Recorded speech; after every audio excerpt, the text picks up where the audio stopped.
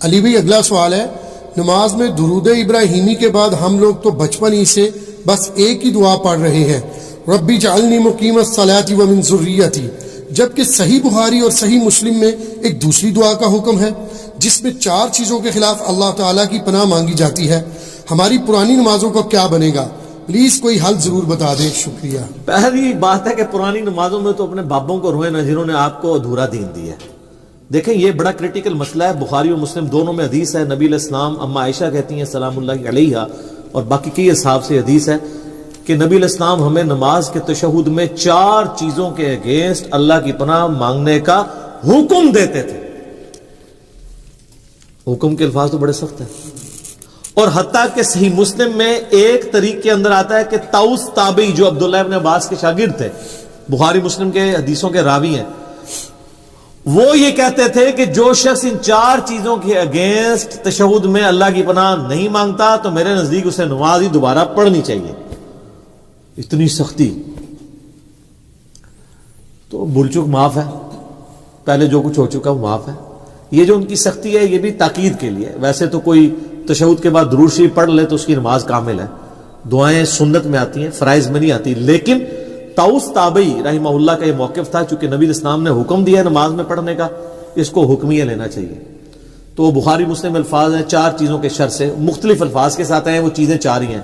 اللہم انی اعوذ بک من عذاب جہنم ومن عذاب القبر ومن فتنة المحیا والممات ومن شر فتنة المسیح الدجال، یعنی جہنم کے اگینسٹ اللہ کی پناہ، عذاب قبر کے اگینسٹ اللہ کی پناہ، زندگی اور موت کے فتنے کے اگینسٹ اللہ کی پناہ، اور دجال جس کا دجل سے ایمان والوں کو اللہ ہی بچائے، آمین ثم آمین، اس کے اگینسٹ اللہ کی پناہ۔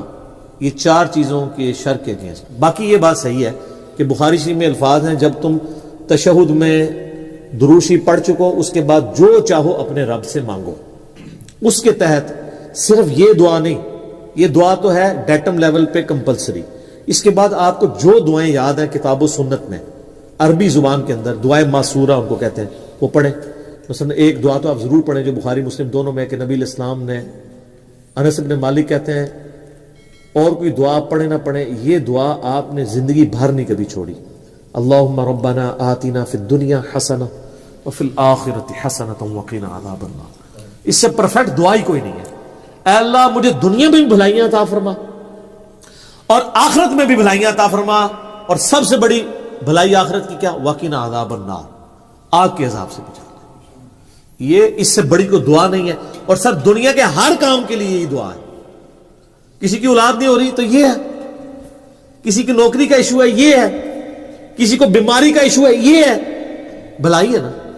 اور مسلم شریف میں بڑی پیاری حدیث ہے، ایک صحابی کے بارے میں آتا ہے صحیح مسلم میں کہ وہ اتنے کمزور ہوئے گویا کہ چڑیا کی طرح ان کا ڈھانچہ ہو گیا، تو نبی علیہ السلام ان کی عادت کے لیے گئے، آپ کو اندازہ ہو گیا کہ اس نے کوئی کام ڈالا ہوا ہے۔ آپ فرمایا تو اللہ سے کیا مانگتا ہے؟ اس نے عرض کیا اللہ کے رسول میں تو اللہ سے یہ مانگتا ہوں کہ اے اللہ جو تو نے مجھے آخرت میں عذاب دینا ہے نا دنیا ہی میں دے لے۔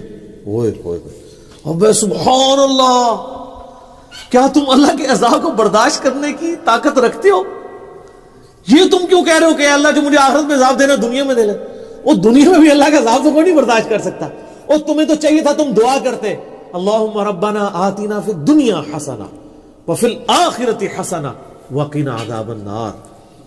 یہاں ہم ایسے صوفیاء کہتے ہیں کہ ان کو جوئیں پڑی رہتی تھی، کوئی جو نیچے گرتی تھی پھر اوپر رکھ لیتے تھے۔ یہ گند مند دین نہیں ہے اسلام۔ اسلام میں تو یہ ہے کہ آپ نے اللہ سے بھلائیاں مانگنی ہے، تو نبی علیہ السلام کا بھلائی مانگتے، صحابہ کہتے ہیں اس نے وہ دعا پڑھی، وہ اس طرح صحیح ہو گیا جیسے ایک چوزا جب پیدا ہوتا ہے اس کے بعد میں پر نکل آتے ہیں زندہ ہو جاتا ہے، وہ اس طرح وہ اپنی بیماری سے باہر نکل آیا۔ یہ دعا اپنے تشہد میں پڑھے۔ اچھا ایک اور دعا ہے جو سیدنا ابوبکر نے حضور سے مانگ کے لی ہوئی ہے، دیکھ لیں صحابہ کرام تو مانگتے بھی تھے، تو کیا مانگتے تھے؟ صحیح بخاری میں حضرت ابوبکر نے کہا یا رسول اللہ، یعنی آپ علیہ السلام نے ترغیب دلائی ہے تشہد میں دعاؤں کی، تو مجھے کوئی ایک خاص دعا ایسی دے دیں جو میں پڑھوں۔ تو آپ صلی اللہ علیہ وآلہ وسلم نے ان کے لیے دعا ان کو تعریف فرمائی، اللہم انی ظلمت نفسی ظلما کثیرا ولا یغفر الذنوب الا انت فاغفر لی مغفرۃ من عندک وارحمنی انک انت الغفور الرحیم. یہ وہ دعا پڑھتے تھے. اس کے علاوہ بھی کئی دعائیں ہیں.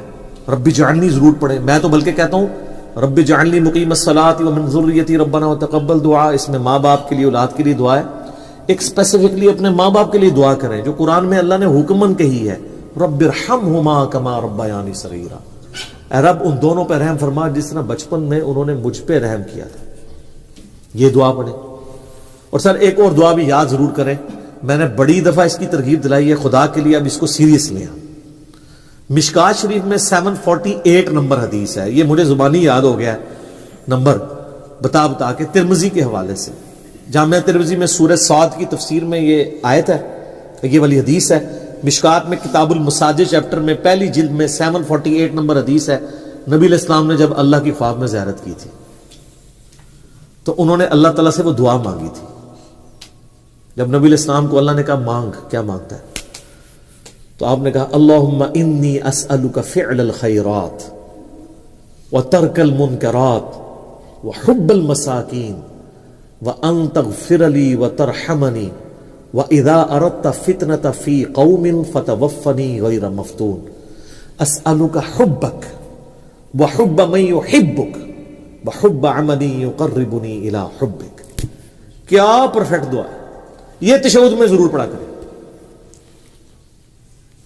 بلکہ سجدے میں پڑھا کریں. صحیح مسلم میں حدیث ہے کہ انسان سجدے میں سب سے زیادہ اپنے رب کے قریب ہوتا ہے, لہذا خوب دعائیں مانگا کرو. اور اما عائشہ کے الفاظ ہیں بخاری اور مسلم میں کہ نبی علیہ السلام سجدے اور رکوع دونوں میں ایک دعا مانگا کرتے تھے, سبحانک اللہم وبحمدک, سبحانک اللہم ربنا وبحمدک اللہم اغفر لی. کہ بخاری مسلم میں رکوع اور سجدے کی تسبیحات کے ساتھ یہ بھی مانگتے تھے. ایک تو مسلم شریف میں حدیث ہے نا کہ آپ نے رکوع میں سبحان ربی العظیم پڑھنا ہے اور سجدے میں سبحان ربی الاعلی 3 دفعہ. اس کے بعد بخاری مسلم میں یہ تسبیح بھی ہے. ایک اور تسبیح صحیح مسلم میں سبوح قدوس رب الملائکۃ والروح. اور سجدے میں دعائیں بھی مانگیں.